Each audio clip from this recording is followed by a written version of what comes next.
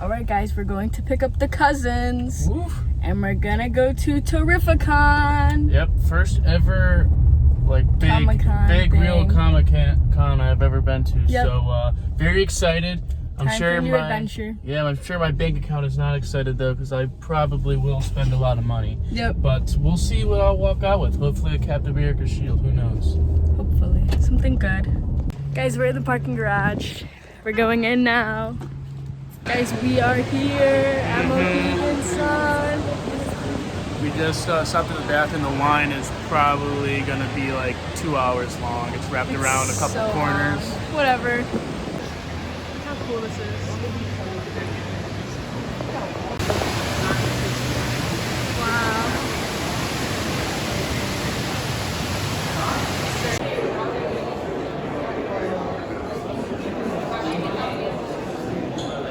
Would you like to win a stormtrooper helmet? Yes. How are you guys? Oh, it is, yes. My God, yes, fantastic.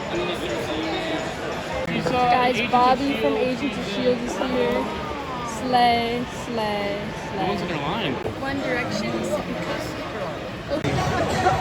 That's like my thing, double.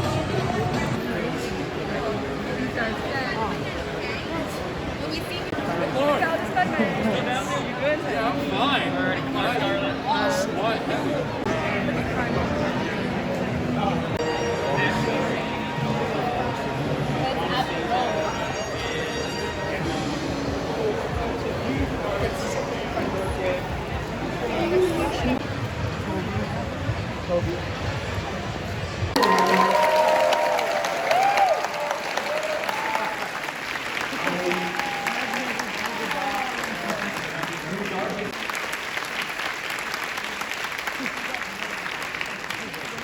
Do we have a Dark Knight detective? Do we know that? Can we confirm that?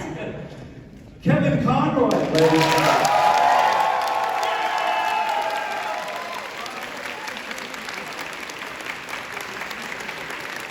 You guys can sneak down in. We've got microphone. Yeah, microphone. One more in. Jump in one more. Because we've got to hear Wonder Woman. We've got to hear Susan Eisenberg.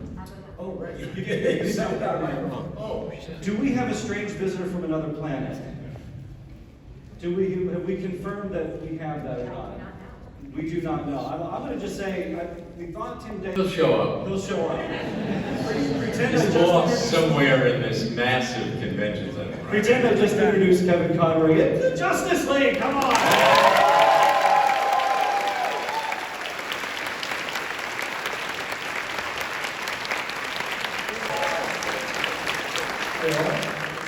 Phil, you have a catchphrase. Kiss my ass! That's the one. They all have catchphrases. It's like Shannon Farden as Wonder Woman. She had a catchphrase. Great Hera. Like they never gave you a catchphrase, did they? Great Hera. Did they do Great Hera in there? Okay, because I remember Super Friends. I'm definitely old school. But okay. Great Hera.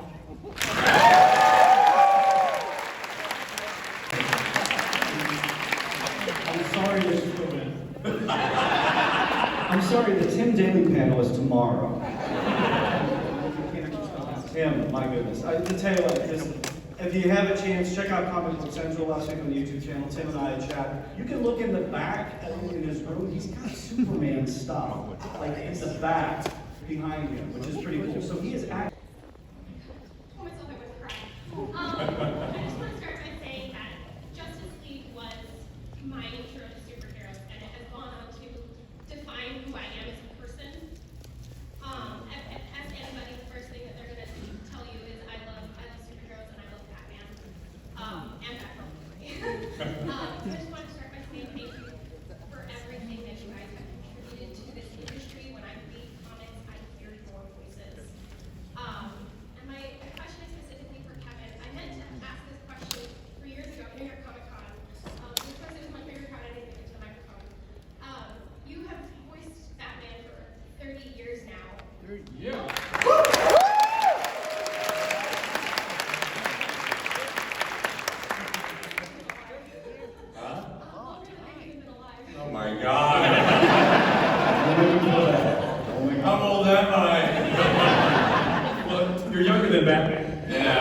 started in 1939. Groucho Marx had a famous line, LA is the only place on the planet where you fall asleep by the pool and you wake up in your 87. So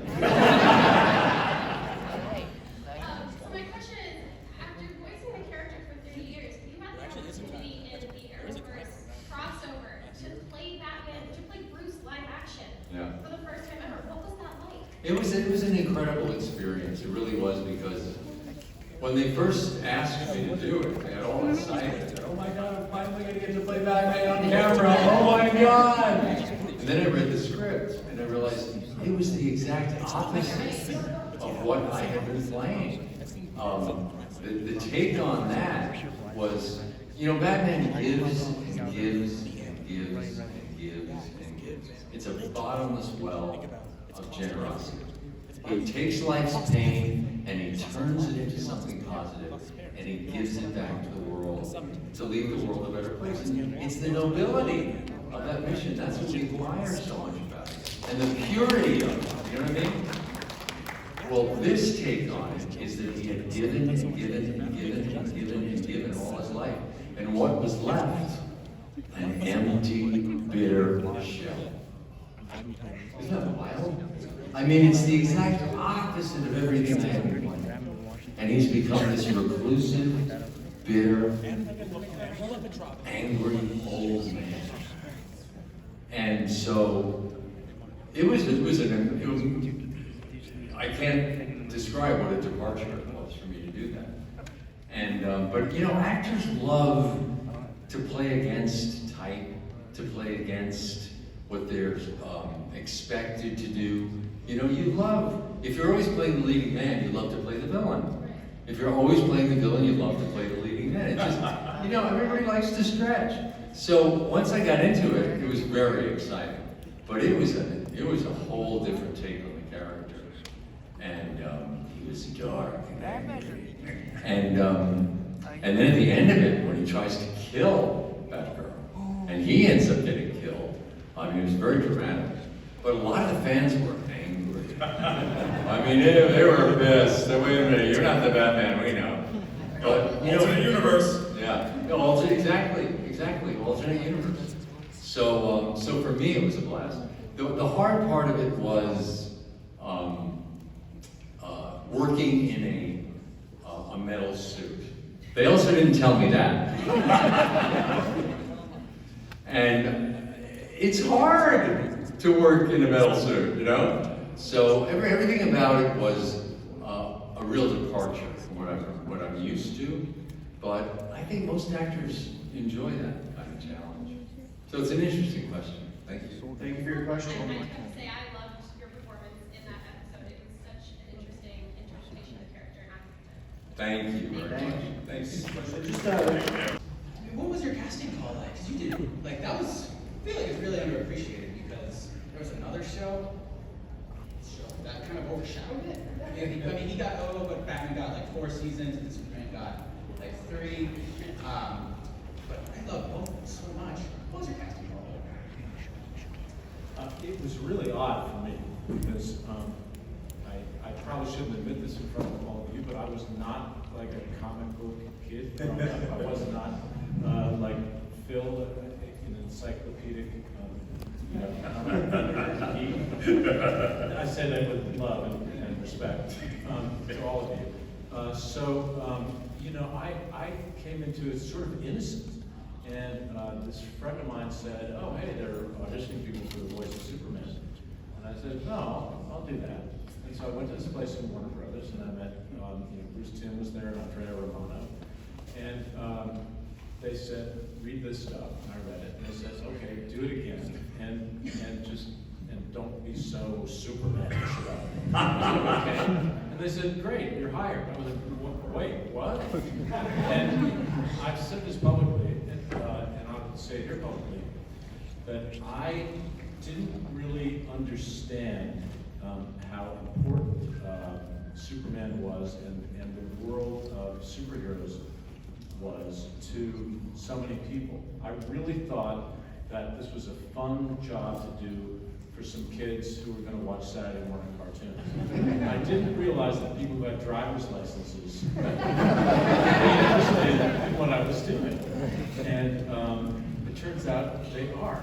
I think probably most of you did drive here.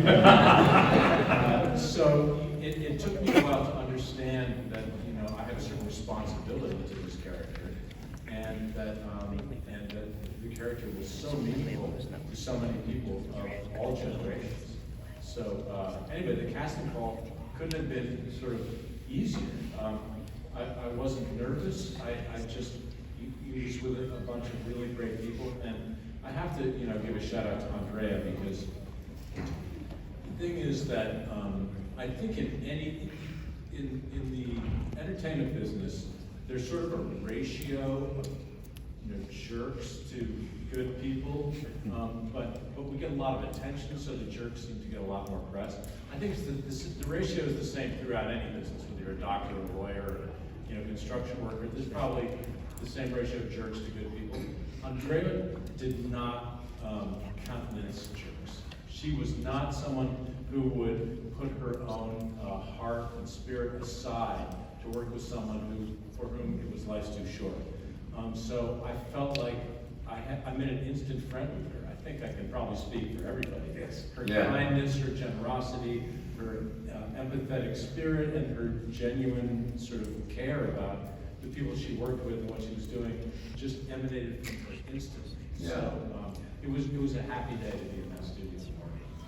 And I think that resonates with the quality of the show, because when you went to a booking at Warner Brothers that Andrea was putting together, there just wasn't a sour note in the group. I mean, it was just all actors who wanted to work, who respected other actors. It's just an incredible positive atmosphere in the room. And when you have that kind of creativity, that kind of energy in a room, you're a better actor, you know? When Mark Hamill is giving me so much insanity, it just pulls the performance out of me, you know? Or Ron Perlman, or you know, there's all these wonderful actors that we got to work with. Or Wonder Woman giving you all that love. The love.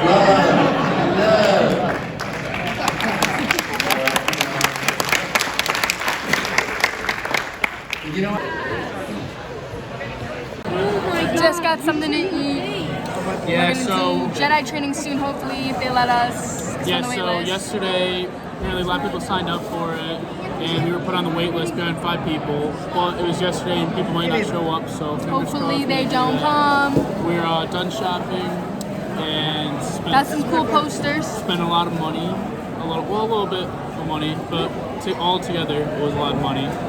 But we saw at this place they had like Thor's hammer, Captain America shield that I want to buy, but at the actual store it's like $100 more here than the actual store, so we're gonna try to hit that store afterwards. You know? Yep. We're gonna go to the actual store instead. I think it's more so you. Alright guys, so we finally came home after like 12 hours. We got a bunch of cool stuff that we're gonna show you about what we bought. Okay? So I bought some posters. I got these cool some Funko Pops, Funko the Flash and Ahsoka. I got the Heroes in Crisis, the whole issue. I got That this comic. amazing Spider-Man comic. And he also got some of Some these. cool posters, they're pretty cool. And you know, I gotta say, probably the best purchase I ever made in my life. Captain America shield. It is real metal. I think it could actually stop a bullet. This thing is thick. Got the cool straps too. Like, this thing is legit. Like, I gotta say, today was a very, very successful day. Got this nice shield.